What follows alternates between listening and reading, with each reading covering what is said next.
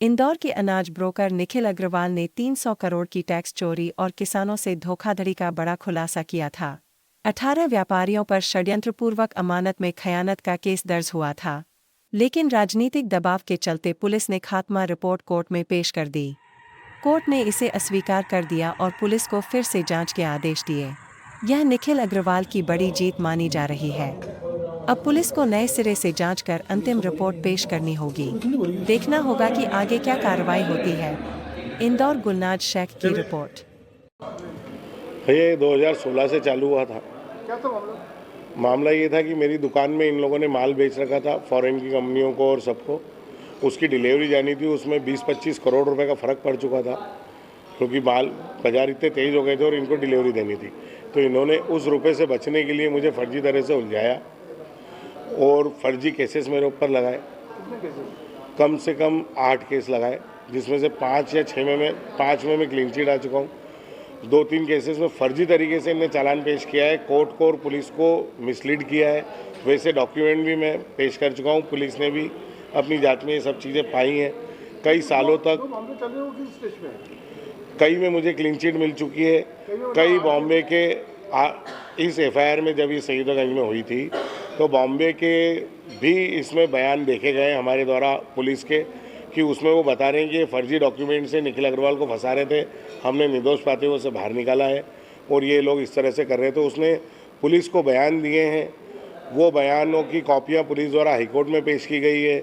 मैंने भी सारे केस लड़के मुझे जेल तक जाना पड़ा फर्जी केस में, जिसका चोरी नहीं हुई थी ऐसे केस की, उसके भी पुलिस के पास सारे डॉक्यूमेंट आज की तारीख में मौजूद हैं।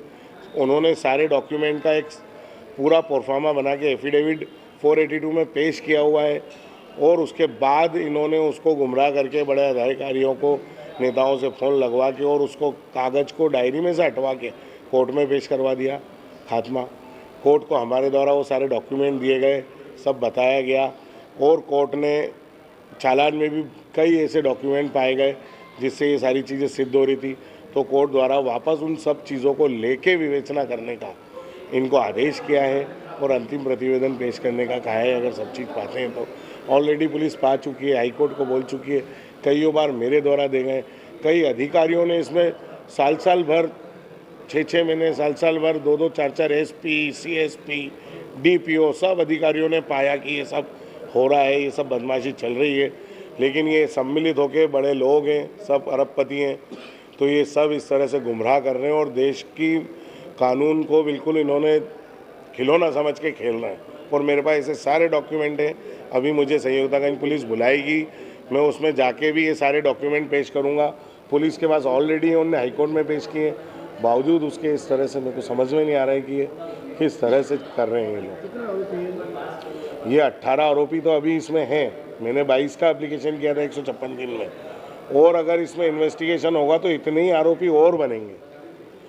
और हो सकता है कि मैं तो ये चाहता हूँ कि इस तरह के नेता, इस तरह के लोगों को भी आरोपी बनाओ जो किसी चीज़ को समझते नहीं और फर्जी तरीके से पुलिस को मिसगाइड करवा देते हैं और इस तरह के खात्मे पेश कराते हैं। कोर्ट में इनके जैसे लोग फर्जी दस्तावेज पेश कर देते हैं। इनकी चीज़ें ही समझ में नहीं आ रही है। बॉम्बे हाईकोर्ट इंदौर पुलिस को 2 बार समन कर चुकी है कि आप आके हमारे को जवाब दीजिए। इंदौर पुलिस वहाँ जाके जवाब देने को राजी नहीं है और यहाँ पे इनके फर्जी तरीके से इनने इतना ज़्यादा पुलिस को मिसगाइड किया है कि पुलिस खुद नहीं समझ पा रही, क्योंकि व्यापारियों में इतनी चंट व्यापारी हैं, इतने चालाक हैं ये, कि पुलिस ही नहीं समझ पाती है कि सच बोल रहे हैं कि झूठ बोल रहे हैं, और पुलिस सच समझ के गलती कर रही है। कई जगह मेरे को ऐसा भी एहसास हुआ है। मेरा नाम निखिल अग्रवाल है भैया।